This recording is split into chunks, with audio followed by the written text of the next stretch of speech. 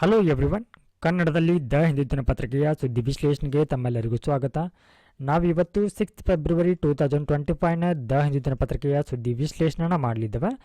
So ಈ ಒಂದು ಸಂಚಿಕೆಯ ಮೊದಲ ಒಂದು ಆರ್ಟಿಕಲ್ನ ನೋಡೋಣ. US aircraft lands in Amritsar with Indian. So ಇಲ್ಲಿ US ನ ಏರ್ಕ್ರಾಫ್ಟ್ ಅಂದರೆ ಸೇನಾ ವಿಮಾನ, ಮಿಲಿಟರಿ ಏರ್ಕ್ರಾಫ್ಟ್ ಏನು ಮಾಡಿದೆ ಅಂದರೆ ಭಾರತೀಯರು ಅಂದರೆ ಏನು ಇವಾಗ ಅಮೇರಿಕಾದಲ್ಲಿ ಅಕ್ರಮವಾಗಿ ಏನೆಲ್ಲ ಇವರಿದ್ದಾರೆ ಅವರನ್ನು ಹೊತ್ತು ತಂದಿರುವಂಥ ಒಂದು ವಿಮಾನ ಅಮೃತ್ಸರದಲ್ಲಿ, ಅಂದರೆ ಇದು ಪಂಜಾಬ್ನ ಅಮೃತ್ಸರ್ನಲ್ಲಿ ಲ್ಯಾಂಡ್ ಆಗಿದೆ ಅನ್ನೋಂಥದ್ದನ್ನು ಈ ಒಂದು ಆರ್ಟಿಕಲ್ ಹೇಳ್ತಾ ಇದೆ. 100 Indians nationals who were suspected by the US authority of using illegal means to enter the country. So ಅಂದರೆ ಇದು ಹೇಳ್ತಾ ಇರುವಂಥದ್ದು ಇಲ್ಲಿಗಲ್ ಮೈಗ್ರೆಂಟ್ಸ್, ಅಂದರೆ ಅಕ್ರಮವಾಗಿ ಏನು ಆ ಒಂದು ಪ್ರದೇಶದಲ್ಲಿ ಅಂದರೆ ಈ US ನಲ್ಲಿ ಏನು ನೆಲೆಗೊಂಡಿರ್ತಾರೆ ಅವರ ಕುರಿತಾಗಿ ಈ ಒಂದು ಆರ್ಟಿಕಲ್ ಹೇಳ್ತಾ ಇದೆ, ಅಕ್ರಮ ವಲಸಿಗರು. ಸೊ ಈ ಒಂದು ಟಾಪಿಕ್ GS ಪೇಪರ್ 2 ಅಡಿಯಲ್ಲಿ ಇಂಟರ್ನ್ಯಾಷನಲ್ ರಿಲೇಷನ್ಗೆ ಸಂಬಂಧಪಟ್ಟಿರುವಂಥ ಟಾಪಿಕ್ ಆಗಿದೆ. ಸೊ ಅದರಲ್ಲಿ ಇದು ಭಾರತ ಮತ್ತು US ಸಂಬಂಧಗಳ ಅಡಿಯಲ್ಲಿ ಇದು ಇಂಪಾರ್ಟೆಂಟ್ ಆಗತ್ತೆ. ಸೊ ಏನಿವಾಗ ಈ ಒಂದು ಏರ್ಕ್ರಾಫ್ಟ್ ಬಂದಿದೆ ಭಾರತಕ್ಕೆ, ಸೊ ಇಲ್ಲಿ US ಬಳಸಿರುವಂಥ ಏರ್ಕ್ರಾಫ್ಟ್ ಯಾವುದಾಗಿದೆ ಅಂದರೆ ಮಿಲಿಟರಿ ಏರ್ಕ್ರಾಫ್ಟನ್ನು ಬಳಸಿದ್ದಾರೆ. ಸೇನಾ ಒಂದು ವಿಮಾನವನ್ನು ಈ ಒಂದು ಉದ್ದೇಶಕ್ಕಾಗಿ ಬಳಸಿರುವಂಥದ್ದು. ಸೊ ಏನು ಡೊನಾಲ್ಡ್ ಟ್ರಂಪ್ ಅವರು 2ನೇ ಬಾರಿ ಅಧ್ಯಕ್ಷರಾಗಿ ಏನು ಆಯ್ಕೆ ಆಗಿದ್ದಾರೆ, ಸೊ ಈ ಸಂದರ್ಭದಲ್ಲಿ ಅವರು ತೆಗೆದುಕೊಂಡಿರುವಂಥ ನಿರ್ಧಾರಗಳಲ್ಲಿ ಪ್ರಮುಖವಾಗಿರುವಂಥದ್ದು ಅಕ್ರಮ ವಲಸಿಗರನ್ನ ಗಡೀಪಾರು ಮಾಡುವಂಥದ್ದು. ಸೊ ಈ ನಿಟ್ಟಿನಲ್ಲಿ ನಾವು ಅರ್ಥ ಮಾಡ್ಕೊಳ್ಬೇಕಾಗಿರುವಂಥದ್ದು ಏನು ಅಂತಂದರೆ ಅಕ್ರಮ ವಲಸಿಗರಂತಂದ್ರೆ ಯಾರಿಗೆ ಕರೀತೀವಿ ನಾವು ಅನ್ನುವಂಥದ್ದನ್ನ. ಸೊ ಯಾರಿಗೆ ಅಂತಂದರೆ people who enter the or stay in a country without legal authorization, ಯಾವುದೇ ಒಂದು ಸೂಕ್ತವಾದಂತಹ ದಾಖಲೆ ಇಲ್ಲದೆ ಆ ಒಂದು ಪ್ರದೇಶದಲ್ಲಿ ಅವರು ವಾಸವನ್ನು ಮಾಡ್ತಾ ಇದ್ರೆ ಅವರನ್ನು ಅಕ್ರಮ ವಲಸಿಗರಂತ ಹೇಳಿ ಕನ್ಸಿಡರನ್ನು ಮಾಡಲಾಗತ್ತೆ. ಸೊ ಏನು ಇವಾಗ ಭಾರತದಿಂದ ಅಮೇರಿಕಾಗೆ ಅಥವಾ US ಏನು ವಲಸೆಯನ್ನು ಹೋಗ್ತಾರೆ, ಸೊ US ಹೋಗುವಂಥ ಈ ಒಂದು ಸಂದರ್ಭದಲ್ಲಿ ಏನಾಗುತ್ತೆ ಅಂದರೆ ಇವರು ಹಲವಾರು ಉದ್ದೇಶಗಳಿಗಾಗಿ, ಅಂದರೆ ಇದರಲ್ಲಿ ವಿಶೇಷವಾಗಿ ಶಿಕ್ಷಣಕ್ಕಾಗಿ US ಹೋಗಿರ್ತಾರೆ. ಸೊ ಅದಾದ ನಂತರದಲ್ಲಿ ಉದ್ಯೋಗವನ್ನು ಅರಸಿ ಕೂಡ US ವಲಸೆನ ಹೋಗಿರ್ತಾರೆ. ಸೊ ಈ ಸಂದರ್ಭದಲ್ಲಿ ಏನಾಗುತ್ತೆ ಅಂತಂದರೆ ಇವರಿಗೆ ನೀಡಿರುವಂಥ ವೀಸಾ, ಸೊ ಅದೇನಾಗುತ್ತೆ ಅಂದರೆ ಮುಗಿದು ಹೋದ ನಂತರವೂ ಕೂಡ ವೀಸಾ ಅವಧಿ ಮುಗಿದು ಹೋದ ನಂತರ ಕೂಡ ಏನಾಗುತ್ತೆ ಅಂದರೆ US ಅವರು ನೆಲೆಯನ್ನು ಕಾಣ್ಕೊಳ್ತಾರೆ. ಸೊ ಇವರನ್ನು ಕೂಡ ಏನಂತ ಕರೀತಾರೆ, ಆ ಒಂದು ಸಂದರ್ಭದಲ್ಲಿ ವೀಸಾ ಮುಗಿದ ನಂತರ ಕೂಡ ಅವರು ಅಲ್ಲೇ ವಾಸವಾಗಿದ್ದರೆ ಅವರು ಕೂಡ ಈ ಅಕ್ರಮ ವಲಸಿಗರ ವ್ಯಾಪ್ತಿಯಲ್ಲಿ ಬರ್ತಾರೆ. ಸೊ ಅದಾದ ನಂತರದಲ್ಲಿ ಇಲ್ಲಿ ಒಂದು ಪ್ರಮುಖವಾಗಿರುವಂಥ ಒಂದು ಟರ್ಮ್ ಕೂಡ ಬರುತ್ತೆ. ಸೊ ನಾವು ಮೇಲೆ ನೋಡಿದ್ದೀವಿ ಏನಂತಂದರೆ ವೀಸಾದೊಂದಿಗೆ ಸೊ ಇವರು ಉದ್ಯೋಗ ಮತ್ತು ಶಿಕ್ಷಣಕ್ಕಾಗಿ US ಹೋಗ್ತಾರೆ. ಆದರೆ ಇಲ್ಲಿ ವೀಸಾ ರಹಿತವಾಗಿ ಕೂಡ ಏನು ಮಾಡ್ಬೋದು ಅಂತಂದರೆ ಬೇರೆ ದೇಶಗಳಿಗೆ ವಲಸೆಯನ್ನು ಹೋಗ್ಬೋದು, ವೀಸಾ ರಹಿತ. ಸೊ ಅದಕ್ಕೆ ನಾವು ಡಂಕಿ ಅಂತ ಕರಿತೀವಿ, ಡಂಕಿ. ಸೊ ಈ ಮಾರ್ಗದ ಮೂಲಕ ಕೂಡ ಏನಾಗ್ತಾರೆ ಅಂದರೆ ಬೇರೆ ದೇಶಗಳಿಗೆ ವಲಸೆನ ಹೋಗ್ತಾರೆ. ಸೊ ಈ ರೀತಿ ಭಾರತದ ಹಲವಾರು ರಾಜ್ಯಗಳಿಂದ US ಹೆಚ್ಚಿನ ಒಂದು ವಲಸಿಗರು ಹೋಗ್ತಾರೆ. ಅದರಲ್ಲಿ ಹೆಚ್ಚಾಗಿ ವಲಸೆಯನ್ನು ಹೋಗುವಂಥದ್ದು ಯಾವ ರಾಜ್ಯದಿಂದ ಅಂತಂದರೆ ಸೊ ಗುಜರಾತ್ನಿಂದ ಹೆಚ್ಚಾಗಿ ಅಮೇರಿಕಾಕ್ಕೆ ವಲಸೆನ ಹೋಗ್ತಾರೆ. ಸೊ ಈ US ಅತಿ ಹೆಚ್ಚಿನ ಒಂದು ವಲಸಿಗರು ಯಾರು ಕಂಡು ಬರ್ತಾರೆ ಅಂತಂದ್ರೆ ಅಲ್ಲಿ ಮೆಕ್ಸಿಕೋದವರು ಕಂಡು ಬರ್ತಾರೆ. ಸೊ ಮೆಕ್ಸಿಕೋ ಸೊ ಫಸ್ಟ್ ಪ್ಲೇಸಲ್ಲಿ ಬಂದರೆ, ಸೊ ನಂತರದ ಸ್ಥಾನದಲ್ಲಿ ನಮ್ಮ ಭಾರತ ಇದೆ. ಅತಿ ಹೆಚ್ಚಿನ ವಲಸಿಗರು ಈ ಒಂದು ಅಮೇರಿಕಾಗೆ ಹೋಗ್ತಾರೆ. ಹಾಗೆ ಈ ರೀತಿ ಒಂದು ಅಲ್ಲಿ ಅವರು ವಲಸಿಗರಂತ ಕರೆಸಿಕೊಳ್ಬೇಕಿದ್ರೆ, ಸೊ ಏನಿವಾಗ ಪ್ರಾಪರಾಗಿ ಲೀಗಲ್ ಆಗಿ ಅವರು ವಲಸಿಗರಂತ ಕರೆಸಿಕೊಳ್ಬೇಕಿದ್ರೆ ಅವರು ಇಲ್ಲಿ ಗ್ರೀನ್ ಕಾರ್ಡನ್ನು ಹೊಂದಿರಬೇಕಾಗಿರುತ್ತೆ, ಗ್ರೀನ್ ಕಾರ್ಡ್. ಸೊ ಈ ಗ್ರೀನ್ ಕಾರ್ಡನ್ನು ಹೊಂದಿದ್ರೆ ಮಾತ್ರ ಅವರಿಗೆ ವಲಸಿಗರಂತ ಕನ್ಸಿಡರ್ ಮಾಡಲಾಗತ್ತೆ. ಹಾಗೆ ಈ ಒಂದು ಗ್ರೀನ್ ಕಾರ್ಡ್ ಏನಿದೆ ಸೊ ಇದನ್ನು ಪಡೀಲಿಕ್ಕೆ ಒಂದಿಷ್ಟು ಏನಾಗುತ್ತೆ ಅಂದರೆ ಸಮಯ ಬೇಕಾಗತ್ತೆ, ದೀರ್ಘಾವಧಿಯ ಪ್ರೊಸೆಸ್ ಆಗಿರುವಂಥದ್ದು. ಸೊ ಈ ನಿಟ್ಟಿನಲ್ಲಿ ಏನಾಗ್ತಾ ಇದೆ ಅಂತಂದರೆ ಇಲ್ಲಿ ವಲಸಿಗರ ಅಕ್ರಮವಾಗಿ ನೆಲೆಯೂರೋರ ಸಂಖ್ಯೆ ಕೂಡ ಏನಾಗ್ತಾ ಇದೆ ಅಂತಂದರೆ ಇಲ್ಲಿ ಹೆಚ್ಚಾಗಿ ಕಂಡುಬರ್ತಾ ಇದೆ. ಸೊ ಏನಿವಾಗ ಈ ಅಮೇರಿಕಾದ ಏನು ಅಧಿಕಾರಿಗಳ ಒಂದು ಪ್ರಕಾರ ಈ ಅಮೇರಿಕಾದಲ್ಲಿ ಸುಮಾರು 17,000ಕ್ಕೂ ಹೆಚ್ಚು ಭಾರತೀಯ ಅಕ್ರಮ ವಲಸಿಗರಿದ್ದಾರೆ ಅಂತ ಹೇಳಿ ಈ ಒಂದು ಆರ್ಟಿಕಲ್ ಹೇಳಿದ್ದಾರೆ. Now let us move on to the next topic. Trump vows to develop Gaza after resettling Palestinians. So ಈ ಒಂದು ಆರ್ಟಿಕಲ್ ಹೇಳ್ತಾ ಇರುವಂಥದ್ದು ಗಾಜಾ ಸ್ಟ್ರಿಪ್ ಅಥವಾ ಗಾಜಾ ಪಟ್ಟಿ ಅಂತ ಏನು ಕರಿತೀವಿ ನಾವು, ಗಾಜಾ ಸ್ಟ್ರಿಪ್. ಸೊ ಈ ಒಂದು ಪ್ರದೇಶವನ್ನು ಸುಪರ್ದಿಗೆ ತೆಗೆದುಕೊಳ್ಳುವ ಮೂಲಕ ಅಮೇರಿಕ ಇದರ ಒಂದು ಏನು ಆರ್ಥಿಕ ಅಭಿವೃದ್ಧಿಯನ್ನು ಮಾಡಲಿದೆ ಅಂತ ಹೇಳಿ ಡೊನಾಲ್ಡ್ ಟ್ರಂಪ್ ಅವರು ಹೇಳಿದ್ದಾರೆ. ಸೊ ನಾವು ಈಗಾಗಲೇ ಏನು ಈ ಗಾಜಾ ಸ್ಟ್ರಿಪ್ಗೆ ಸಂಬಂಧಪಟ್ಟಂತೆ ಏನು ಇಸ್ರೇಲ್ ಮತ್ತು ಹಮಾಸ್ ನಡುವೆ ಏನು ಇವಾಗ ಕೀಸ್ಫೈರ್ ಅಗ್ರಿಮೆಂಟ್ ಏನಾಗಿದೆ ಅಥವಾ ಕದನ ವಿರಾಮ ಒಪ್ಪಂದ ಏನಾಗಿದೆ, ಸೊ ಅದಾದ ನಂತರದ ಈ ಒಂದು ಬೆಳವಣಿಗೆಯನ್ನು ನಾವಿಲ್ಲಿ ನೋಡ್ತಾ ಇದ್ದೀವಿ, ಕದನ ವಿರಾಮ. ಸೊ ಏನಿವಾಗ ಈ ಇಸ್ರೇಲ್ ಮತ್ತು ಹಮಾಸ್ ನಡುವಿನ ಯುದ್ಧದ ಪರಿಣಾಮವಾಗಿ ಈ ಒಂದು ಪ್ರದೇಶ ತುಂಬ ಏನಾಗಿದೆ ಅಂದರೆ ಡ್ಯಾಮೇಜ್ ಆಗಿರುವಂಥದ್ದು, ತುಂಬ ನಾಶವಾಗಿರುವಂಥ ಒಂದು ಪ್ರದೇಶವಾಗಿದೆ. ಸೊ ಇದನ್ನು ಇವಾಗ ಡೊನಾಲ್ಡ್ ಟ್ರಂಪ್ ಅವರು ಇದನ್ನು ಆರ್ಥಿಕವಾಗಿ ಇದನ್ನು ಅಭಿವೃದ್ಧಿಯನ್ನು ಮಾಡಲಿದೆ ಅಂತ ಹೇಳ್ತಾ ಇದ್ದಾರೆ. ಹಾಗೆ ಈ ಮೂಲಕ ಈ ಒಂದು ಪ್ರದೇಶದಲ್ಲಿ ಉದ್ಯೋಗವನ್ನು ಸೃಷ್ಟಿಸುವ ಗುರಿಯನ್ನು ಡೊನಾಲ್ಡ್ ಟ್ರಂಪ್ ಅವರು ಹೊಂದಿದ್ದಾರೆ ಅಂತ ಹೇಳ್ತಾ ಇದ್ದಾರೆ. ಹಾಗೆ ಏನಿವಾಗ ಈ ಗಾಜಾ ಸ್ಟ್ರಿಪ್ಪನ್ನು ಡೊನಾಲ್ಡ್ ಟ್ರಂಪ್ ಅವರು ಸುಪರ್ದಿಗೆ ತೆಗೆದುಕೊಳ್ಳಲಿಕ್ಕೆ ಮುಂದಾಗಿದ್ದಾರೆ ಅಥವಾ ಹೇಳಿಕೆಯನ್ನು ನೀಡಿದ್ದಾರೆ. ಸೊ ಈ ಒಂದು ನಡೆಯನ್ನು ಸೊ ಇಸ್ರೇಲ್ ಏನು ಮಾಡಿದೆ ಅಂತಂದರೆ ಇದಕ್ಕೆ ಬೆಂಬಲವನ್ನು ನೀಡಿದ. ಸೊ ಇದರ ಒಂದು ಅಪೋಸಿಷನ್ ಅಂದರೆ ಈ ಹಮಾಸ್ ಏನು ಮಾಡಿದೆ ಅಂತಂದರೆ ಹಮಾಸ್ ಈ ಒಂದು ನಡೆಯನ್ನು ಇಲ್ಲಿ ಖಂಡಿಸಿದ, ಅಂದರೆ ಇದಕ್ಕೆ ವಿರೋಧವನ್ನು ಮಾಡಿದ. ಸೊ ಇಲ್ಲಿ ಹಮಾಸ್ ಮಾತ್ರವಲ್ಲದೆ ಹಲವಾರು ಈ ಪಶ್ಚಿಮ ಏಷ್ಯನ್ ಕಂಟ್ರಿಗಳೇನು ಬರುತ್ತೆ, ಪಶ್ಚಿಮ ಏಷ್ಯಾ ರಾಷ್ಟ್ರಗಳು, ಸೊ ಅದರಲ್ಲಿ ಪ್ರಮುಖವಾಗಿ ಈಜಿಪ್ಟ್, ಜೋರ್ಡಾನ್ ಏನು ಮಾಡಿದೆ ಅಂತಂದರೆ ಇದಕ್ಕೆ ವಿರೋಧವನ್ನು ಕೂಡ ವ್ಯಕ್ತಪಡಿಸಿದ. ಸೊ ಇದೇ ಒಂದು ಸಂದರ್ಭದಲ್ಲಿ ಡೊನಾಲ್ಡ್ ಟ್ರಂಪ್ ಅವರು ಏನು ಹೇಳಿದ್ದಾರೆ ಅಂತಂದರೆ ಏನಿವಾಗ ಗಾಜಾ ಪಟ್ಟಿಯಲ್ಲಿ ಸುಮಾರು 20 ಲಕ್ಷ ಪ್ಯಾಲೆಸ್ತೀನಿಯರ್ ಏನಿದ್ದಾರೆ, 20 ಲಕ್ಷ ಪ್ಯಾಲೆಸ್ತೀನಿಯರು, ಸೊ ಇವರನ್ನು ನಿರ್ಗಮನ ಅಂದರೆ ಈ ಒಂದು ಗಾಜಾ ಪಟ್ಟಿ ಏನಿದೆ, ಸೊ ಈ ಗಾಜಾ ಪಟ್ಟಿಯಿಂದ ಇವರನ್ನು ನಿರ್ಗಮನ ಮಾಡಬೇಕು. ಸೊ ಆ ಮೂಲಕ ಈ ಒಂದು ಪ್ರದೇಶದಲ್ಲಿ ನೆಲೆಯೂರುವ ಈ ಪ್ಯಾಲೆಸ್ತೀನಿಯರನ್ನು ಈ ಪಶ್ಚಿಮದ ಏಷ್ಯಾ ರಾಷ್ಟ್ರಗಳೇನು ಬರುತ್ತೆ, ಪಶ್ಚಿಮ ಏಷ್ಯಾ ರಾಷ್ಟ್ರಗಳಲ್ಲಿ ಅವರು ತಮ್ಮ ಬದುಕನ್ನು ಕಟ್ಟಿಕೊಳ್ಬೇಕಂತ ಹೇಳಿ ಡೊನಾಲ್ಡ್ ಟ್ರಂಪ್ ಅವರು ಹೇಳಿದ್ದಾರೆ. ಹಾಗೆ ಏನು ಈ ಒಂದು ಪ್ರದೇಶದಲ್ಲಿ ಗಾಜಾ ಸ್ಟ್ರಿಪ್ ಏನಿದೆ, ಸೊ ಈ ಒಂದು ಪ್ರದೇಶದಲ್ಲಿ ಏನು ಈ ಹಿಂದೆ ಯುದ್ಧ ನಿರತವಾಗಿರುವಂಥ ಇಸ್ರೇಲ್ ಮತ್ತು ಹಮಾಸ್ಗಳು ಬಳಸ್ತಾ ಇರುವಂಥ ಶಸ್ತ್ರಾಸ್ತ್ರಗಳೇನಿದ್ದವು ಅದನ್ನು ಇಲ್ಲಿ ಅವುಗಳನ್ನು ನಿಷ್ಕ್ರಿಯವನ್ನು ಮಾಡಲಿದೆ ಅಂತ ಹೇಳಿ ಡೊನಾಲ್ಡ್ ಟ್ರಂಪ್ ಅವರು ಹೇಳಿದ್ದಾರೆ. ಸೊ ಅದೇ ನಿಟ್ಟಿನಲ್ಲಿ ಈ ಒಂದು ಪ್ರದೇಶದಲ್ಲಿ ತನ್ನ ಸೇನೆಯನ್ನು, ಅಮೇರಿಕಾದ ಸೇನೆಯನ್ನು ಕೂಡ ನಿಯೋಜನೆಯನ್ನು ಮಾಡುವುದಾಗಿ ಡೊನಾಲ್ಡ್ ಟ್ರಂಪ್ ಅವರು ಹೇಳ್ಕೊಂಡಿದ್ದಾರೆ. ನಾವು let us move on to the next topic.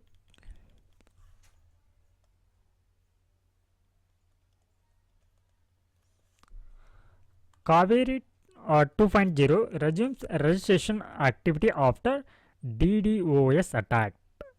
So ಇಲ್ಲಿ DDoS ಅಂತಂದ್ರೆ ಡಿಸ್ಟ್ರಿಬ್ಯೂಟೆಡ್ ಡೆನೈಲ್ ಆಫ್ ಸರ್ವಿಸ್ ಅಂದರೆ attack for the past week. So ಕಳೆದ ಒಂದು ವಾರದಲ್ಲಿ ಏನಾಗಿತ್ತು ಅಂದರೆ ವಾರದಿಂದ ಸೊ ಈ ಕಾವೇರಿ ಅನ್ನುವಂಥ ವೆಬ್ ಪೋರ್ಟಲ್ ಏನಿದೆ, ಸೊ ಪೋರ್ಟಲ್ ಮೇಲೆ ಏನಾಗಿತ್ತು ಅಂದರೆ ಈ DDoS ಅಟ್ಯಾಕ್ನಿಂದಾಗಿ ಏನಾಗಿತ್ತು ಅಂದರೆ ಈ ಒಂದು ಪೋರ್ಟಲಲ್ಲಿ ನೋಂದಣಿಯನ್ನು ಮಾಡಿಕೊಳ್ಳುವುದು ಏನಾಗಿತ್ತು ಅಂತಂದರೆ ಅದು ತಾತ್ಕಾಲಿಕವಾಗಿ ಸ್ಥಗಿತಗೊಂಡಿತ್ತು. ಸೊ ಅದು ಇವಾಗ ಸರಿಪಡಿಸಿಕೊಂಡು ತಾಂತ್ರಿಕ ಒಂದು ಆ ದೋಷವನ್ನು ಸರಿಪಡಿಸಿಕೊಂಡು ಇವಾಗ ಈ ಒಂದು ಪೋರ್ಟಲ್ನ ಮತ್ತೆ ಪುನರ್ ಆರಂಭವನ್ನು ಮಾಡಿದ್ದಾರೆ. ಸೊ ಈ ನಿಟ್ಟಿನಲ್ಲಿ ನಾವು ಇಲ್ಲಿ ಬಳಸಿರುವಂಥ ಕೀವರ್ಡ್ ಕಾವೇರಿ 2.0 ಬಗ್ಗೆ ತಿಳ್ಕೊಳ್ಳೋಣ. ಕಾವೇರಿ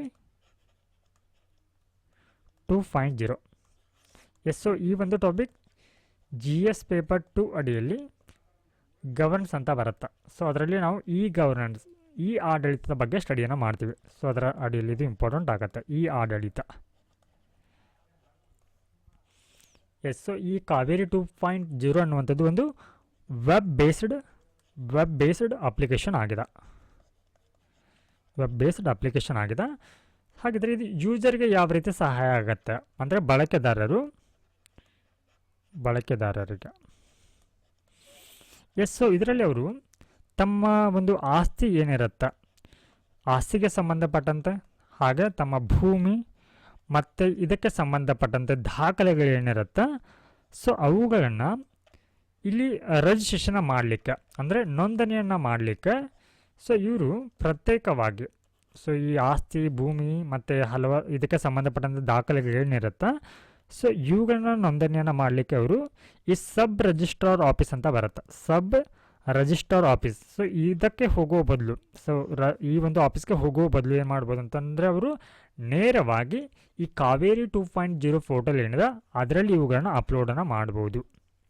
ಸೊ ಇದೇನಾಗಿದೆ ಅಂದರೆ ಕಾವೇರಿ 2.0 ಆಗಿದೆ. ಸೊ ಇಲ್ಲಿ ಏನಿವಾಗ ಈ ಒಂದು ಪೋರ್ಟಲಲ್ಲಿ ತಮ್ಮ ಡಾಕ್ಯುಮೆಂಟ್ಸ್ಗಳೇನು ಅಪ್ಲೋಡನ್ನು ಮಾಡಿರ್ತಾರೆ ಸೊ ಅವುಗಳನ್ನ ಏನು ಮಾಡ್ಬೋದು ಅಂತಂದರೆ ಕಾಲಾನಂತರದಲ್ಲಿ ಅವುಗಳನ್ನ ಡಿಜಿಟಲ್ ಫಾರ್ಮ್ಯಾಟ್ಗಳಲ್ಲಿ ಬಳಕೆದಾರಗಳನ್ನ ಅವುಗಳನ್ನ ಪಡ್ಕೊಳ್ಬೋದು ಡಿಜಿಟಲ್ ಫಾರ್ಮ್ನಲ್ಲಿ. ಸೊ ಅಂದರೆ ಫಾರ್ ಎಕ್ಸಾಂಪಲ್ ಇವಾಗ ಡಿಜಿಟಲ್ ಲಾಕರ್ ಏನಿರುತ್ತೆ ಅವುಗಳಲ್ಲಿ ಅವುಗಳನ್ನ ಲಾಕ್ ಮಾಡಿ ಇಟ್ಕೊಳ್ಬೋದು, ಡಿಜಿ ಲಾಕರ್. ಸೊ ಈ ರೀತಿ ಇರುವಂಥ ಒಂದು ವೆಬ್ ಬೇಸ್ಡ್ ಅಪ್ಲಿಕೇಶನ್ ಕಾವೇರಿ 2.0 ಆಗಿದೆ. Now let us move on to the next topic.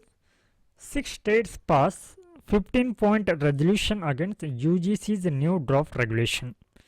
So ಈ ಒಂದು ಆರ್ಟಿಕಲ್ ಏನು ಹೇಳ್ತಾ ಇದೆ ಅಂತಂದ್ರೆ ಸೊ ಏನು ಇತ್ತೀಚೆಗೆ ಈ ಯು ಜಿ ಸಿ ಅಂತಂದರೆ ಯೂನಿವರ್ಸಿಟಿ ಗ್ರಾಂಟ್ಸ್ ಕಮಿಷನ್ನ ಒಂದು ಹೊಸ ಕರಡು ರೆಗ್ಯುಲೇಷನ್ ನಿಯಂತ್ರಣ ಜಾರಿಗೆ ತಂದಿತ್ತು. ಅದರ ವಿರುದ್ಧ ಏನು ಮಾಡಿದೆ ಅಂತಂದರೆ 6 ರಾಜ್ಯಗಳು ಸೊ 6 ರಾಜ್ಯಗಳು ಏನು ಮಾಡಿದ 15 ಅಂಶಗಳ ಒಂದು ನಿರ್ಣಯಗಳನ್ನ ಜಾರಿಗೆ ತಂದಿದ. ಸೊ ಏನನ್ನು ಅಪೋಸ್ ಮಾಡಿದೆ ಅಂತಂದರೆ ಇಲ್ಲಿ 6 ರಾಜ್ಯಗಳು opposing the new draft of the university grant commission. So minimum so ಏನು ಇದರಲ್ಲಿ ಪ್ರಾವಿಷನ್ಗಳಿದೆ ಅಂತಂದರೆ ಹೊಸ ಒಂದು ಕರಡುವಿನಲ್ಲಿ so minimum qualification for appointment and promotion of teachers and academic staffs in university and colleges. So ಈ ಒಂದು ಹೊಸ ಒಂದು ಡ್ರಾಫ್ಟ್ ರೆಸಲ್ಯೂಷನಲ್ಲಿ ಏನಿದೆ ಅಂತಂದರೆ ಸೊ ಈ ಒಂದು ಯು ಜಿ ಸಿಗೆ ಸಂಬಂಧಪಟ್ಟಂಥ ಸೊ ಕ್ವಾಲಿಫಿಕೇಷನ್ ಫಾರ್ ಅಪಾಯಿಂಟ್ಮೆಂಟ್ ಅಂದರೆ ನೇಮಕಾತಿಗೆ ಸಂಬಂಧಪಟ್ಟಂತೆ ಯಾವ ರೀತಿ ಅರ್ಹತೆಗಳಿರಬೇಕು, ಹಾಗೆ ಇಲ್ಲಿ ಟೀಚರ್ಸ್ಗಳ ಭರ್ತಿಗೆ ಸಂಬಂಧಪಟ್ಟಂತೆ ಯಾವ ರೀತಿ ಪ್ರೊವಿಷನ್ಗಳಿರಬೇಕು ಅನ್ನೋಂಥದ್ದನ್ನು, ಹಾಗೆ ಅಕಾಡೆಮಿಕ್ ಸ್ಟಾಫ್ ಸೊ ಈ ಯೂನಿವರ್ಸಿಟಿಗಳಲ್ಲಿ ಸ್ಟಾಫ್ಗಳೇನಿರ್ತಾರೆ ಸೊ ಅವರ ಒಂದು ನೇಮಕಾತಿಗೆ ಸಂಬಂಧಪಟ್ಟಂತೆ ಏನು ಇವಾಗ ಹೊಸ ಒಂದು ನೀತಿಗಳನ್ನ ತಂದಿದ್ದಾರೆ ಅವುಗಳನ್ನ ವಿರೋಧವನ್ನು ಮಾಡಿ ಈ 6 ರಾಜ್ಯಗಳು ಸೊ ಅದರಲ್ಲಿ ವಿಶೇಷವಾಗಿ ಹಿಮಾಚಲ ಪ್ರದೇಶ್, ಜಾರ್ಖಂಡ್, ಕೇರಳ, ತಮಿಳುನಾಡು, ತೆಲಂಗಾಣ ಮತ್ತು ನಮ್ಮ ಕರ್ನಾಟಕವು ಸೇರಿ 6 ರಾಜ್ಯಗಳು ಏನು ಮಾಡಿದೆ ಅಂತಂದರೆ ಇಲ್ಲಿ ಹೊಸ ಒಂದು ನಿರ್ಣಯಗಳನ್ನ ಜಾರಿಗೆ ಪಾಸನ್ನು ಮಾಡಿದ. ಸೊ ಅದರಲ್ಲಿ ಪ್ರಮುಖವಾಗಿರುವಂಥದ್ದು ಏನಂತಂದರೆ ಫಸ್ಟ್ ಒಂದು ರೆಸಲ್ಯೂಷನ್ ಅಂತ ನೋಡೋದಾದ್ರೆ states must be given pivotal role in appointment of vice chancellor to state public university. So ಈ ಒಂದು ಮೊದಲನೇ ನಿರ್ಣಯ ಏನು ಹೇಳ್ತಾ ಇದೆ ಅಂತಂದ್ರೆ ಸೊ ಇಲ್ಲಿ ರಾಜ್ಯಗಳಲ್ಲಿ ಇರುವಂಥ ಪಬ್ಲಿಕ್ ಯೂನಿವರ್ಸಿಟಿಗಳೇನಿರುತ್ತೆ ಸೊ ಇವುಗಳಿಗೆ ವೈಸ್ ಚಾನ್ಸಲರ್ ಏನು ಬರ್ತಾರೆ ಅಥವಾ ಉಪಕುಲಪತಿಗಳು ಏನಿರ್ತಾರೆ ಸೊ ಇವರ ನೇಮಕಾತಿಗೆ ಸಂಬಂಧಪಟ್ಟಂತೆ ಸೊ ಇಲ್ಲಿ ರಾಜ್ಯಗಳಿಗೆ ಹೆಚ್ಚಿನವಾದಂಥ ಅಥವಾ ಪ್ರಮುಖವಾಗಿರುವಂಥ ಅಧಿಕಾರವನ್ನು ನೀಡಬೇಕಂತ ಹೇಳಿ ಫಸ್ಟ್ ರೆಸಲ್ಯೂಷನ್ ಪಾಸನ್ನು ಮಾಡಿದ್ದಾರೆ. ಸೊ ನಂತರದಲ್ಲಿರುವಂಥದ್ದು ಏನಂತಂದ್ರೆ so provision related to appointing non academics as vice chancellor should be withdraw. So ಏನು ಇವಾಗ ಯು ಜಿ ಸಿನ ನ್ಯೂ ಡ್ರಾಫ್ಟ್ ರೆಸಲ್ಯೂಷನ್ ಏನಿದೆ ಅದರಲ್ಲಿ ಅವ್ರು ಏನು ಹೇಳಿದ್ದಾರೆ ಅಂತಂದರೆ ಇವಾಗ ಏನು ಈ ವೈಸ್ ಚಾನ್ಸಲರ್ ಏನಿದ್ದಾರೆ ಸೊ ಇವರು ಯಾವುದೇ ರೀತಿ ಅಂದರೆ ನಾನ್ ಅಕಾಡೆಮಿಕ್ಸ್ ಆಗಿದ್ದರೂ ಕೂಡ ಅಂದರೆ ಅವರು ಈ ಶೈಕ್ಷಣಿಕವಾಗಿ ಯಾವುದೇ ರೀತಿಯ ಒಂದು ಹಿನ್ನೆಲೆಯನ್ನು ಹೊಂದಿರದೇ ಇದ್ದರೂ ಕೂಡ ಅವರನ್ನು ಕೂಡ ಏನು ಮಾಡ್ಬೋದು ಅಂತಂದರೆ ವೈಸ್ ಚಾನ್ಸಲರ್ ಅಥವಾ ಉಪಕುಲಪತಿಗಳಾಗಿ ನೇಮಕ ಮಾಡಬೇಕಂತ ಹೇಳಿ ಆ ಒಂದು ಹೊಸ ಕರಡುವಿನಲ್ಲಿ ಇರುವಂಥದ್ದು. ಸೊ ಅದನ್ನು ಇವಾಗ ಅದನ್ನು ವಿತ್ಡ್ರಾ ಮಾಡ್ಕೊಳ್ಬೇಕು, ಅದನ್ನು ಹಿಂಪಡೆಯಬೇಕು ಅಂತ ಹೇಳಿ ಎರಡನೇ ನಿರ್ಣಯವನ್ನು ಈ 6 ರಾಜ್ಯಗಳು ಇಲ್ಲಿ ಪಾಸನ್ನು ಮಾಡಿರುವಂಥದ್ದು ಅಥವಾ ಅಂಗೀಕಾರವನ್ನು ಮಾಡಿರುವಂಥದ್ದು. ಹಾಗೆ guideline on qualification term and eligibility for appointment of vice chancellor requires reconsideration as it infringes upon its standard of higher education. So ಇಲ್ಲಿ ಈ ವೈಸ್ ಚಾನ್ಸಲರ್ಗಳ ನೇಮಕಾತಿಗೆ ಸಂಬಂಧಪಟ್ಟಂತೆ ಏನು ಮಾಡಬೇಕು, ಅವರ ಅರ್ಹತೆ ಮತ್ತು ಅಧಿಕಾರಾವಧಿ ಮತ್ತು ಅವರ ಎಲಿಜಿಬಿಲಿಟಿ ಅಂದರೆ ಅವರ ಅರ್ಹತೆಗಳನ್ನ ಏನು ಮಾಡಬೇಕಂತಂದರೆ ಇಲ್ಲಿ ರೀಕನ್ಸಿಡರ್ ಅವುಗಳನ್ನ ಮರುಪರಿಶೀಲಿಸಬೇಕಂತ ಹೇಳಿ ಈ ಒಂದು ನಿರ್ಣಯ ಹೇಳ್ತಾ ಇದೆ. ಹಾಗೆ the removal of the academic performance indicator system of evaluation and their introduction of the new system allows high level of discretion. So ಇಲ್ಲಿ ಏನು ಹೇಳ್ತಾ ಇದ್ದಾರೆ ಅಂತಂದ್ರೆ ಈ ಒಂದು ನಿರ್ಣಯದಲ್ಲಿ ಅಂತಂದ್ರೆ ಏನಿವಾಗ ಈ ಒಂದು ಹೊಸ UGC ಡ್ರಾಫ್ಟ್ ರೆಸಲ್ಯೂಷನ್ ಏನಿದೆ, ಸೊ ಅದರಲ್ಲಿ ಏನು ಮಾಡಿದ್ದಾರೆ ಅಂದರೆ ಈ ಅಕಾಡೆಮಿಕ್ ಪರ್ಫಾರ್ಮೆನ್ಸ್ ಇಂಡಿಕೇಟರ್ನ ರಿಮೂವನ್ನು ಮಾಡಿದ್ದಾರೆ ಅಂತ ಹೇಳ್ತಾ ಇದ್ದಾರೆ. ಹಾಗೆ the provision on consequences of violation of draft UGC regulation are drastic ಅಂದರೆ ಅನ್ಡೆಮೋಕ್ರೆಟಿಕ್ ಅಂತ ಹೇಳಿದ್ದಾರೆ. ಸೊ ಏನಿವಾಗ ಬದಲಾವಣೆಗಳನ್ನ ಏನು ತಂದಿದ್ದಾರೆ, ಸೊ ಇವುಗಳು ಪ್ರಜಾಪ್ರಭುತ್ವವಲ್ಲದಂತಹ ಅಂಶಗಳಾಗಿದೆ ಅಂತ ಹೇಳಿ ಈ ಒಂದು ನಿರ್ಣಯದಲ್ಲಿ ಹೇಳಿರುವಂಥದ್ದು. ಸೊ ಈ ರೀತಿ ಹಲವಾರು 15 ಅಂಶಗಳನ್ನು ಎಂತ ಜಾರಿಗೆ ತಂದಿರುವಂಥದ್ದು. Next topic, government warns officials against using AI tools due to security risk. So ಈ ಒಂದು ಟಾಪಿಕ್ GS ಪೇಪರ್ 3 ಅಡಿಯಲ್ಲಿ ಸೆಕ್ಯೂರಿಟಿಗೆ ಸಂಬಂಧಪಟ್ಟಿರುವಂಥ ಟಾಪಿಕ್ ಆಗಿದೆ. ಸೊ ಏನು ಹೇಳ್ತಾ ಇದ್ದಾರೆ ಅಂತಂದ್ರೆ, ಸೊ ಇಲ್ಲಿ ಸೆಕ್ಯೂರಿಟಿ ರಿಸ್ಕ್ ಅಂದರೆ ಈ ಒಂದು ಭದ್ರತಾ ಒಂದು ಕಾಳಜಿ ಕಾರಣದಿಂದಾಗಿ ಸೊ ಏನಿವಾಗ ಈ ಸರ್ಕಾರಿ ಅಧಿಕಾರಿಗಳು ಈ AI ಟೂಲ್ಸ್ ಅಂದರೆ ಆರ್ಟಿಫಿಷಿಯಲ್ ಇಂಟೆಲಿಜೆನ್ಸ್ ಟೂಲ್ಗಳೇನಿರುತ್ತೆ, ಫಾರ್ ಎಕ್ಸಾಂಪಲ್ ಇವಾಗ ChatGPT ಅಥವಾ ಇವಾಗ DeepSeek ಅಂತ ಏನಿದೆ, ಸೊ ಅವುಗಳನ್ನು ಇಲ್ಲಿ ಎಚ್ಚರದಿಂದ ಬಳಸಬೇಕು ಅಥವಾ ಅವುಗಳನ್ನ ಅವಾಯ್ಡ್ ಮಾಡಬೇಕಂತ ಹೇಳಿ ಏನು ಮಾಡಿದ್ದಾರೆ ಅಂದರೆ ಸರ್ಕಾರಿ ಅಧಿಕಾರಿಗಳಿಗೆ ಇಲ್ಲಿ ಎಚ್ಚರಿಕೆ ಸಂದೇಶವನ್ನು ನೀಡಿದ್ದಾರೆ. So strictly avoid artificial intelligence tools including ChatGPT and DeepSeek and official devices as they pose risk to the confidentiality of government data and documents. So ಇಲ್ಲಿ ಯಾವ ಒಂದು ಕಾರಣಕ್ಕಾಗಿ ಎಚ್ಚರಿಕೆಯನ್ನು ನೀಡ್ತಾ ಇದ್ದಾರೆ ಅಂತಂದರೆ ಏನಿವಾಗ AI ಟೂಲ್ಸ್ಗಳು ಏನಿದೆ, ಸೊ AI ಟೂಲ್ಸ್ಗಳಲ್ಲಿ ChatGPT ಹಾಗೆ DeepSeek ಏನಿದೆ, ಸೊ ಇವುಗಳು ಏನು ಮಾಡ್ಬೋದು ಅಂತಂದ್ರೆ ಸೊ ನಮ್ಮ ಸರ್ಕಾರಿ ದಾಖಲೆಗಳೇನಿರುತ್ತೆ, ದಾಖಲೆ ಮತ್ತು ಈ ಡೇಟಾಗಳೇನಿರುತ್ತೆ, ಸೊ ಇವುಗಳನ್ನು ಏನು ಮಾಡ್ಬೋದು ಅಂತಂದರೆ ಅವುಗಳು ಕದಿಯುವಂತಹ ಚಾನ್ಸಸ್ ಇರೋದರಿಂದ ದಾಖಲೆಗಳು ಮತ್ತು ಈ ಡೇಟಾಗಳು ಸೋರಿಕೆಯಾಗುವಂಥ ಅಪಾಯದಿಂದಾಗಿ ಏನು ಮಾಡಿದ್ದಾರೆ ಅಂತಂದರೆ ಇಲ್ಲಿ ಈ ಒಂದು AI ಟೂಲ್ಸ್ಗಳನ್ನ ChatGPT ಮತ್ತು ಈ DeepSeek ಏನಿದೆ, ಸೊ ಇವುಗಳನ್ನ ಕಂಪ್ಲೀಟಾಗಿ ಅವಾಯ್ಡ್ ಮಾಡಬೇಕಂತ ಹೇಳಿ ಸರ್ಕಾರಿ ಅಧಿಕಾರಿಗಳಿಗೆ ಸೊ ಮಿನಿಸ್ಟ್ರಿ ಆಫ್ ಫೈನಾನ್ಸ್ ಏನು ಮಾಡಿದೆ ಅಂತ ಹೇಳಿ ಅಡ್ವೈಸನ್ನು ಮಾಡಿದ. ಸೊ ಇಲ್ಲಿ DeepSeek developed by China was launched in January. So ನಮಗೆಲ್ಲ ತಿಳಿದಿರೋ ಹಾಗೆ ಈ AI ಟೂಲ್ DeepSeek ಏನಿದೆ ಇದನ್ನು ಚೀನಾದವರು ಅಭಿವೃದ್ಧಿಯನ್ನು ಮಾಡಿರುವಂಥ. ಸೊ ನಮಗೆ ಗೊತ್ತಿರೋ ಹಾಗೆ ಚೀನಾ ಸೊ ನಮ್ಮ ದೇಶಕ್ಕೆ ಏನಂತಂದರೆ ಒಂದು ವಿರೋಧಿ ಭಾವನೆಯನ್ನು ಹೊಂದಿರುವಂಥ ಒಂದು ರಾಷ್ಟ್ರವಾಗಿರೋದ್ರಿಂದ ಅದು ಸಹಜವಾಗಿ ಭಾರತದ ದಾಖಲೆ ಮತ್ತು ಡೇಟಾವನ್ನು ಕದಿಯುವಂಥ ಸಾಧ್ಯತೆ ಇರುವಂಥ ಕಾರಣಕ್ಕಾಗಿ ಇವುಗಳನ್ನ ಅವಾಯ್ಡನ್ನು ಮಾಡಲಿಕ್ಕೆ ಇಲ್ಲಿ ಸರ್ಕಾರಿ ಅಧಿಕಾರಿಗಳಿಗೆ ನಿರ್ದೇಶನವನ್ನು ನೀಡಿರುವಂಥದ್ದು. ನಾವು let us move to the next topic. Trump to sign order barring transgender women athletes from competing in sports. Yes, so ಈ ಒಂದು ಆರ್ಟಿಕಲ್ ಹೇಳ್ತಾ ಇರುವಂಥದ್ದು ಟ್ರಾನ್ಸ್ಜೆಂಡರ್ ಸೊ ಇವರ ಕುರಿತಾಗಿರುವಂಥ ಟಾಪಿಕ್ ಆಗಿದೆ.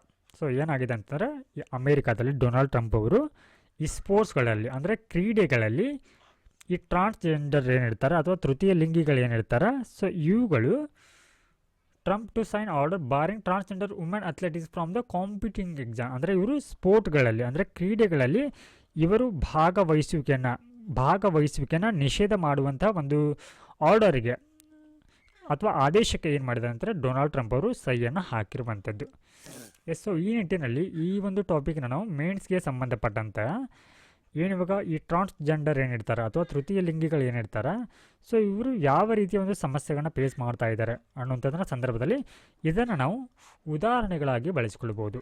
ಸೊ ಯಾವೆಲ್ಲ ರೀತಿಯವರು ಇಲ್ಲಿ ತಮ್ಮ ಹಕ್ಕುಗಳಿಂದ ವಂಚಿತರಾಗ್ತಾರೆ ಅನ್ನುವಂಥ ಸಂದರ್ಭದಲ್ಲಿ ಇದನ್ನು ಈ ಒಂದು ಅಮೇರಿಕಾದ ಈ ಒಂದು ಉದಾಹರಣೆ ನಾವಿಲ್ಲಿ ಬಳಸ್ಕೊಳ್ಬೋದು. ಸೊ ಇಲ್ಲಿ ಡೊನಾಲ್ಡ್ ಟ್ರಂಪ್ ಅವರು ತಮ್ಮ ಚುನಾವಣಾ ಪ್ರಚಾರದಲ್ಲಿ ಏನು ಪ್ಲೆಡ್ಜ್ ಮಾಡಿರ್ತಾರೆ ಅಂತಂದರೆ ಅಥವಾ ಪ್ರತಿಜ್ಞೆಯನ್ನು ಮಾಡಿರ್ತಾರೆ ಅಂತಂದರೆ keep man out of women sports. So ಅಂದರೆ ಇವಾಗ ಮಹಿಳೆಯರಿಗೆ ಇರುವಂಥ ಈ ಒಂದು ಕ್ರೀಡೆಯಲ್ಲಿ ಪುರುಷರನ್ನು ಹೊರಗಿಡುವಂಥ ಒಂದು ಆಜ್ಞೆಯನ್ನು ಅಂದರೆ ಇಲ್ಲಿ ಲಿಂಗ ಪರಿವರ್ತನ ಕ್ರೀಡೆಯಿಂದ ಹೊರಗಿಡಬೇಕು ಅನ್ನುವಂಥ ಒಂದು ಆದೇಶವನ್ನು ಕೂಡ ಅಥವಾ ಈ ಒಂದು ಚುನಾವಣಾ ಪ್ರಚಾರದಲ್ಲಿ ಏನು ಮಾಡಿರ್ತಾರೆ ಅಂತಂದರೆ ಇವರು ಪ್ರತಿಜ್ಞೆಯನ್ನು ಮಾಡಿರ್ತಾರೆ. ಸೊ ಅದೇ ಒಂದು ಆದೇಶವನ್ನು ಇವಾಗ ಜಾರಿಗೆ ತಂದಿರುವಂಥದ್ದನ್ನು ನಾವಿಲ್ಲಿ ನೋಡ್ಬೋದು. Prevent people who were biologically assigned male at birth from participating in women's or girls sporting events. So ಅಂದರೆ ಟ್ರಾನ್ಸ್ಜೆಂಡರ್ ಅವರು ಯಾವುದೇ ರೀತಿ ಒಂದು ಕ್ರೀಡೆಗಳಲ್ಲಿ ಭಾಗವಹಿಸೋ ಹಾಗಿಲ್ಲ ಅಂತ ಹೇಳಿ ಆದೇಶಕ್ಕೆ ಏನು ಮಾಡಿದ್ದಾರೆ, ಡೊನಾಲ್ಡ್ ಟ್ರಂಪ್ ಅವರು ಸಹಿಯನ್ನು ಹಾಕಿದ್ದಾರೆ. ಸೊ ಇಲ್ಲಿ ಏನಿವಾಗ ನಮ್ಮ ಭಾರತದಲ್ಲಿ ಯಾವಾಗ ಇಲ್ಲಿ ರಾಜ್ಯಗಳಿಗೆ ಪ್ರತ್ಯೇಕವಾಗಿಂಥ ಅಧಿಕಾರಿಗಳಿದೆ, ಕೇಂದ್ರಕ್ಕೆ ಸಪ್ರೇಟ್ ಆಗಿರುವಂಥ ಅಧಿಕಾರಿಗಳಿದೆ, ಅದೇ ರೀತಿ ಇಲ್ಲಿ ಫೆಡರಲ್ಸ್ ಅಂತ ಏನು ಬರುತ್ತೆ ಯು ಎಸ್ನಲ್ಲಿ, ಆ ಫೆಡರಲ್ನಲ್ಲಿ ಈ ಒಂದು ಟ್ರಾನ್ಸ್ಜೆಂಡರ್ ಹೇಳ್ತಾರೆ ಅವರ ಕುರಿತಾಗಿ ಏನಂತಂದರೆ ಮತ್ತು ಅವರ ಹಕ್ಕುಗಳ ಕುರಿತಾಗಿ ಅಧಿಕಾರವನ್ನು ಕೈಗೊಳ್ಳುವಂಥ ಅಧಿಕಾರ ಇಲ್ಲಿ ಏನಿರುತ್ತೆ ಫೆಡರಲ್ ಗೌರ್ಮೆಂಟ್ಗೆ ಇರುತ್ತೆ ಅಥವಾ ಒಕ್ಕೂಟ ಸರ್ಕಾರಕ್ಕೆ ಇರುತ್ತೆ. ಸೊ ಅದು ಯು ಎಸ್ನಲ್ಲಿ. ಹಾಗೆ called for the federal government. So ಇಲ್ಲಿ ಡೊನಾಲ್ಡ್ ಟ್ರಂಪ್ ಅವರು ಏನು ಈ ಫೆಡರಲ್ ಗೌರ್ಮೆಂಟ್ ಏನಿದೆ, ಸೊ ಇದಕ್ಕೆ ಏನು ಆದೇಶವನ್ನು ನೀಡಿದ್ದಾರೆ ಅಂದರೆ defined sex as only male or female and for that to be reflected on official documents such as the passport and in policies such as the federal prison as significance. ಅಂದ್ರೆ so ಇಲ್ಲಿ ಕೇಂದ್ರ ಈ ಒಂದು ಒಕ್ಕೂಟ ರಾಜ್ಯಗಳಿಗೆ ಸರ್ಕಾರಗಳಿಗೆ ಆದೇಶವನ್ನು ಏನು ಮಾಡಿದ್ದಾರೆ ಅಂತಂದ್ರೆ, ಏನಿವಾಗ ಸರ್ಕಾರಿ ದಾಖಲೆಗಳು ಏನಿರುತ್ತೆ ಅಥವಾ ಪಾಸ್ಪೋರ್ಟ್ಗಳೇನಿರುತ್ತೆ ಅಥವಾ ಸರ್ಕಾರದ ಈ ಹಲವಾರು ನೀತಿಗಳೇನಿರುತ್ತೆ ಅವುಗಳಲ್ಲಿ ಸೆಕ್ಸ್ ಅಂತಂದ್ರೆ ಸೊ ಇಲ್ಲಿ ಕೇವಲ ಅದು ಮೇಲ್ ಅಥವಾ ಫಿಮೇಲ್ ಮಾತ್ರ ಆಗಿರಬೇಕು ಅಂತ ಹೇಳಿ ಇಲ್ಲಿ ಆದೇಶವನ್ನು ನೀಡಿರುವಂಥದ್ದು. ಸೊ ಈ ಆದೇಶಕ್ಕೆ ಅಲ್ಲಿನ LGBTQ+ ಸಮುದಾಯ ಏನಿದೆ ಸೊ ಇದಕ್ಕೆ ತೀವ್ರವಾಗಿರುವಂಥ ವಿರೋಧವನ್ನು ಕೂಡ ಮಾಡಿದ್ದಾರೆ. Now let us move to the next topic. What is the Supreme Court directive on sacred groves? So ಇದು ಹೇಳ್ತಾ ಇರುವಂಥದ್ದು ಸ್ಯಾಕ್ರೆಡ್ ಗ್ರೂವ್ಸ್. ಸೊ ಕನ್ನಡದಲ್ಲಿ ಇದಕ್ಕೆ ಪವಿತ್ರ ವನಗಳಂತ ಕರಿತೀವಿ, ಪವಿತ್ರ ವನ. ಸೊ ಈ ಏನು ಹೇಳ್ತಾ ಇದೆ ಅಂತಂದರೆ ಈ ಒಂದು ಟಾಪಿಕ್, ಸೊ ಈ ಸ್ಯಾಕ್ರೆಡ್ ಗ್ರೂವ್ಸ್ಗೆ ಸಂಬಂಧಪಟ್ಟಂಥ ಸುಪ್ರೀಂ ಕೋರ್ಟ್ ಸರ್ವೋಚ್ಚ ನ್ಯಾಯಾಲಯ ಏನು ನಿರ್ದೇಶನವನ್ನು ನೀಡಿದೆ ಅನ್ನೋಂಥದ್ದನ್ನು ಈ ಒಂದು ಆರ್ಟಿಕಲ್ ಹೇಳ್ತಾ ಇದೆ. ಸೊ ಇದು ಏನಕ್ಕೆ ಸುದ್ದಿಯಲ್ಲಿದೆ ಅಂತಂದ್ರೆ, ಸೊ ಇಲ್ಲಿ ಸುಪ್ರೀಂ ಕೋರ್ಟ್ ಯಾವ ಒಂದು ರಾಜ್ಯಕ್ಕೆ ಈ ಒಂದು ನಿರ್ದೇಶನವನ್ನು ನೀಡಿದೆ ಅಂತ ನೋಡೋದಾದ್ರೆ, ಸೊ 2024ರಲ್ಲಿ ಅಂದರೆ ಡಿಸೆಂಬರ್ 18 ಏನು ಮಾಡುತ್ತಂದರೆ ಸುಪ್ರೀಂ ಕೋರ್ಟ್ ಅಲ್ಲಿನ ಅಂದರೆ ಈ ರಾಜಸ್ಥಾನ ಫಾರೆಸ್ಟ್ ಡಿಪಾರ್ಟ್ಮೆಂಟ್ಗೆ ಸೊ ಒಂದು ಆದೇಶವನ್ನು ನೀಡುತ್ತಾ. ಸೊ ಏನು ಅಂತಂದರೆ ಏನಿವಾಗ ಈ ಸ್ಯಾಕ್ರೆಡ್ ಗ್ರೂವ್ಸ್ ಏನಿದೆ ಸೊ ಇವುಗಳನ್ನು ಮಾಪಿಂಗನ್ನು ಮಾಡಬೇಕಂತ ಹೇಳಿ ಆದೇಶವನ್ನು ನೀಡುತ್ತೆ. ಸೊ ಮಾಪಿಂಗನ್ನು ಯಾವ ಮುಖಾಂತರ ಮಾಡಬೇಕಂತಂದ್ರೆ ಇಲ್ಲಿ ಸೊ ಅವುಗಳನ್ನು ಸ್ಯಾಟಲೈಟ್ ಡೇಟಾ ಅಂದರೆ ಉಪಗ್ರಹಗಳನ್ನ ಬಳಸಿಕೊಂಡು ಹಾಗೆ ಅವುಗಳನ್ನು ಗ್ರೌಂಡ್ ಲೆವೆಲ್ನಲ್ಲಿ ಸೊ ಈ ಮೂಲಕ ಅವುಗಳನ್ನ ಇಲ್ಲಿ ಪತ್ತೆಯನ್ನು ಹಚ್ಚಬೇಕು ಅಥವಾ ಅವುಗಳನ್ನ ಮ್ಯಾಪಿಂಗನ್ನು ಮಾಡಬೇಕು ಅಂತ ಹೇಳಿ ಇಲ್ಲಿ ಸುಪ್ರೀಂ ಕೋರ್ಟ್ ಆದೇಶವನ್ನು ನೀಡುತ್ತೆ. ಸೊ ಆ ಮೂಲಕ ಈ ಒಂದು ಪವಿತ್ರ ವನಗಳೇನಿರುತ್ತೆ ಸೊ ಇವುಗಳನ್ನು ಕ್ಲಾಸಿಫೈ ಅಂದರೆ ಅವುಗಳನ್ನ ವರ್ಗೀಕರಣವನ್ನು ಮಾಡಬೇಕಂತ ಕೂಡ ಹೇಳುತ್ತೆ. ಅಂದರೆ ಅವುಗಳನ್ನ ಫಾರೆಸ್ಟ್ ಮತ್ತು ನೋಟಿಫೈ ಸೊ ಅಂದರೆ ಕಮ್ಯುನಿಟಿ ರಿಸರ್ವ್ ಅಂತ ಪ್ರತ್ಯೇಕವಾಗಿ ಅವುಗಳನ್ನ ವರ್ಗೀಕರಣವನ್ನು ಮಾಡಬೇಕಂತ ಹೇಳಿ ಸುಪ್ರೀಂ ಕೋರ್ಟ್ ಇಲ್ಲಿ ನಿರ್ದೇಶವನ್ನು ನೀಡುತ್ತೆ. ಸೊ ಇಲ್ಲಿ ಈ ಎರಡೂವನ್ನು ಅಂದರೆ ಈ ಫಾರೆಸ್ಟ್ ಆಗಿರ್ಬೋದು ಕಮ್ಯುನಿಟಿ ರಿಸರ್ವ್ಗಳನ್ನ ಯಾವ ಒಂದು ಆ್ಯಕ್ಟ್ ಅಡಿಯಲ್ಲಿ ಇವುಗಳನ್ನ ವರ್ಗೀಕರಣವನ್ನು ಮಾಡಬೇಕಂತ ಹೇಳಿ ಸುಪ್ರೀಂ ಕೋರ್ಟ್ ಹೇಳುತ್ತೆ ಅಂದರೆ ವೈಲ್ಡ್ ಲೈಫ್ ಪ್ರೊಟೆಕ್ಷನ್ ಆ್ಯಕ್ಟ್ 1972 ವನ್ಯಜೀವಿ ಸಂರಕ್ಷಣಾ ಕಾಯ್ದೆ 1972 ಏನಿದೆ ಸೊ ಇದರ ಅಡಿಯಲ್ಲಿ ಇವುಗಳನ್ನ ಅಂದರೆ ಪವಿತ್ರ ವನಗಳನ್ನ ಅಥವಾ ಸ್ಯಾಕ್ರೆಡ್ ಗ್ರೂವ್ಸ್ಗಳನ್ನ ಫಾರೆಸ್ಟ್ ಕಮ್ಯುನಿಟಿ ರಿಸರ್ವ್ಗಳಾಗಿ ಅವುಗಳನ್ನ ವರ್ಗೀಕರಣವನ್ನು ಕೂಡ ಮಾಡಬೇಕಂತ ಹೇಳಿ ಇಲ್ಲಿ ಹೇಳಿರುವಂಥದ್ದು. ಸೊ ಏನಿವಾಗ ಈ ಒಂದು ಆದೇಶವನ್ನು ನೀಡಿದ ಸೊ ಇದು ಈಗಾಗಲೇ ಇರುವಂತಹ ಅಂದರೆ ಆ ಫಾರೆಸ್ಟ್ ರೈಟ್ ಆ್ಯಕ್ಟ್ 2006 ಸೊ ಇದರೊಂದಿಗೆ ಏನಾಗಿದೆ ಅಂದರೆ ಇದು ಒಂದಿಷ್ಟು ಸಂಘರ್ಷಕ್ಕೆ ಈಡಾಗಿದೆ. ಸುಪ್ರೀಂ ಕೋರ್ಟ್ ನೀಡಿರುವಂಥ ಈ ಒಂದು ಆದೇಶ ಈ FRA ಈ 2006 ಆ್ಯಕ್ಟ್ ಏನಿದೆ ಸೊ ಇದರೊಟ್ಟಿಗೆ ಒಂದು ಟಸಲ್ಗೆ ಬಿದ್ದಿದೆ ಅಂದರೆ ಕಾನ್ಫ್ಲಿಕ್ಟನ್ನು ಹೊಂದಿದ ಅಂತ. ಸೊ ಏನಂತಂದರೆ ಈ ಒಂದು ಆ್ಯಕ್ಟ್ ಹೇಳುವಂಥದ್ದು ಏನಂತಂದ್ರೆ ಸೊ ಈ ಒಂದು ಆ್ಯಕ್ಟಲ್ಲಿ ಹೇಳಿರುವಂಥದ್ದು ಸೊ ಏನಿವಾಗ ಫಾರೆಸ್ಟ್ ಡಿಪಾರ್ಟ್ಮೆಂಟ್ ಏನಿರುತ್ತೆ ಸೊ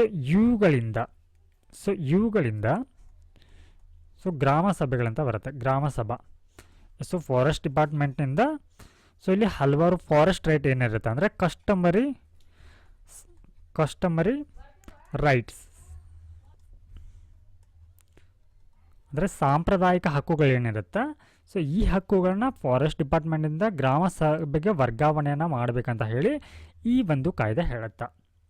ಆದರೆ ಇಲ್ಲಿ ಸುಪ್ರೀಂ ಕೋರ್ಟ್ ಯಾವುದಕ್ಕೆ ಇಲ್ಲಿ ಆದೇಶವನ್ನು ನೀಡಿರುವಂಥದ್ದು ಫಾರೆಸ್ಟ್ ಡಿಪಾರ್ಟ್ಮೆಂಟ್ಗೆ ಈ ಒಂದು ಕೆಲಸವನ್ನು ಹೇಳಿರುವಂಥದ್ದು. ಅಂದರೆ ಈ ಸ್ಯಾಕ್ರೆಡ್ ಗೋವುಗಳನ್ನು ಇಲ್ಲಿ ವರ್ಗೀಕರಣವನ್ನು ಮಾಡುವಂಥ ನಿರ್ದೇಶನವನ್ನು ಇಲ್ಲಿ ಫಾರೆಸ್ಟ್ ಡಿಪಾರ್ಟ್ಮೆಂಟ್ಗೆ ಸುಪ್ರೀಂ ಕೋರ್ಟ್ ಹೇಳಿರುವಂಥದ್ದು. ಈ ಒಂದು ಕಾರಣಕ್ಕಾಗಿ ಏನಾಗಿದೆ ಅಂತಂದರೆ ಇಲ್ಲಿ ಕಾನ್ಫ್ಲಿಕ್ಟ್, ಈ FRA ಈ 2006 ಆ್ಯಕ್ಟ್ನೊಂದಿಗೆ ಇಲ್ಲಿ ಸಂಘರ್ಷಕ್ಕೆ ಬಂದಿರುವಂಥದ್ದು. ಸೊ ನಾವು ಇವಾಗ ಈ ರಾಜಸ್ಥಾನಲ್ಲಿ ಈ ಸ್ಯಾಕ್ರೆಡ್ ಗ್ರೂಸ್ಗಳೇನಿರುತ್ತೆ, ಸೊ ಇವುಗಳಿಗೆ ಬೇರೆ ಬೇರೆ ಹೆಸರುಗಳಿಂದ ಕರೀತಾರೆ. ಸೊ ಅವುಗಳಲ್ಲಿ ಇವುಗಳನ್ನ ಓರನ್ಸ್ ವೆರಿ ಇಂಪಾರ್ಟೆಂಟ್. ಸೊ ಈ ರೀತಿಯ ಟರ್ಮ್ಸ್ಗಳನ್ನ ಕೊಟ್ಟು ನಮ್ಗೆ ಪ್ರಿಲಿಮ್ಸ್ನಲ್ಲಿ ಸೊ ಏನಂತ ಕೂಡ ಕೇಳ್ಬೋದು. ಸೊ ಓರನ್ಸ್, ಮಾಲ್ವನ್, ಡಿಯೋಗಟ್ ಹಾಗೆ ಬಾಗ್ ಅಂತ ಕರೀತಾರೆ. ಸೊ ಈ ರೀತಿಯ ಟರ್ಮ್ಸ್ಗಳನ್ನ ಕೊಟ್ಟು ನಮಗೆ ಸೊ ರೀಸೆಂಟ್ಲಿ ಸಿನಿ ನ್ಯೂಸ್ ಅಂತ ಕೊಟ್ಟು ಸೊ ಏನಂತ ಕೇಳ್ಬೋದಲ್ವಾ. ಸೊ ಇವನ ಅಂತಂದರೆ ರಾಜಸ್ಥಾನಲ್ಲಿ ಕಂಡುಬರುವಂಥ ಸ್ಯಾಕ್ರೆಡ್ ಗ್ರೂಸ್ಗಳಾಗಿದೆ, ಸ್ಯಾಕ್ರೆಡ್ ಗ್ರೂಸ್.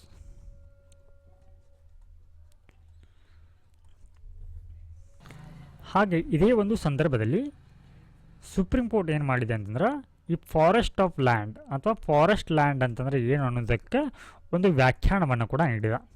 ಸೊ ಇಲ್ಲಿ ಏನು ಹೇಳುತ್ತೆ ಅಂದ್ರೆ so any area recorded as A forest in government records irrespective of ownership. ಅಂದರೆ ಇಲ್ಲಿ ಯಾವುದೇ ರೀತಿ ಒಂದು ಓನರ್ಶಿಪ್ಗೆ ಏನು ಹೊರತುಪಡಿಸಿ ಅಂದರೆ ಇರ್ರೆಸ್ಪೆಕ್ಟಿವ್ ಆಫ್ ಓನರ್ಶಿಪ್ ಸರ್ಕಾರಿ ದಾಖಲೆಗಳಲ್ಲಿ ಏನು ರೆಕಾರ್ಡೆಡ್ ಆಗಿರುವಂತಹ ಯಾವುದೇ ಪ್ರದೇಶವನ್ನು ಏನಂತ ಕರೀತಾರೆ ಇಲ್ಲಿ ಅರಣ್ಯ ಅಂತ ಅಥವಾ ಅರಣ್ಯ ಭೂಮಿ ಅಂತ ಹೇಳಿ ಕರಿತೀವಿ ಅಂತ ಹೇಳಿ ಇಲ್ಲಿ ಸುಪ್ರೀಂ ಕೋರ್ಟ್ ಹೇಳಿರುವಂಥದ್ದು. ಸೊ ಅವುಗಳಲ್ಲಿ ಏನು ಹೇಳಿದೆ ಅಂತಾರೆ, ಸೊ ಈ ಫಾರೆಸ್ಟ್ನಲ್ಲಿ ಸ್ಯಾಕ್ರೆಡ್ ಗ್ರೂಸ್ ಕೂಡ ಬರುತ್ತೆ ಅಂತ ಹೇಳಿ ಸುಪ್ರೀಂ ಕೋರ್ಟ್ ಹೇಳಿರುವಂಥದ್ದು, ಸ್ಯಾಕ್ರೆಡ್ ಗ್ರೂಸ್. ನಾವು let us move to the next topic.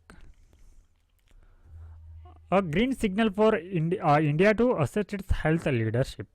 So ಈ ಒಂದು ಟಾಪಿಕ್ ಏನು ಹೇಳ್ತಾ ಇದೆ ಅಂತಂದ್ರೆ ಸೊ ಏನು ಇವಾಗ ಇತ್ತೀಚೆಗೆ ಬಜೆಟ್ ಏನು ಮಂಡನೆ ಆಗಿದೆ, ಸೊ ಆ ಬಜೆಟ್ನಲ್ಲಿ ಹೆಲ್ತ್ ಸೆಕ್ಟರ್ಗೆ ಅಥವಾ ಆರೋಗ್ಯ ವಲಯಕ್ಕೆ ಯಾವೆಲ್ಲ ರೀತಿ ಒಂದು ಪ್ರೋತ್ಸಾಹನ ಅಥವಾ ಇಲ್ಲಿ ಬಜೆಟ್ಗೆ ಈ ಒಂದು ಆರೋಗ್ಯ ವಲಯಕ್ಕೆ ಬಜೆಟ್ನಲ್ಲಿ ಅನುದಾನವನ್ನು ನೀಡಿದ್ದಾರೆ ಅಂತ ಹೇಳ್ತಾ ಇದ್ದಾರೆ.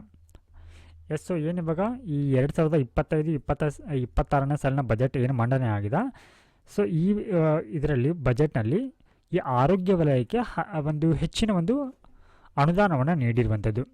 ಹಾಗೆ ಇದೇ ಒಂದು ಸಂದರ್ಭದಲ್ಲಿ ಸುಮಾರು 75,000 ಮೆಡಿಕಲ್ ಸೀಟ್ಸ್ಗಳನ್ನು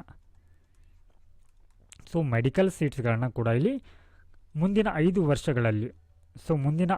ವರ್ಷಗಳಲ್ಲಿ ಸೇರಿಸುವುದಾಗಿ ಹೇಳಿದ್ದಾರೆ. ಹಾಗೆ ಇದೇ ಫೈನಾನ್ಷಿಯಲ್ ಇಯರ್ 2026 ಏನು ಬರುತ್ತೆ, ಸೊ ಇದರಲ್ಲಿ 10,000ನಷ್ಟು ಸೀಟ್ಸ್ಗಳನ್ನು ಇಲ್ಲಿ ಹೆಚ್ಚುವರಿಯಾಗಿ ನೀಡಲಿದೆ ಅಂತ ಹೇಳಿ ಸೊ ಇಲ್ಲಿ ಬಜೆಟ್ನಲ್ಲಿ ಹೇಳಲಾಗಿದೆ.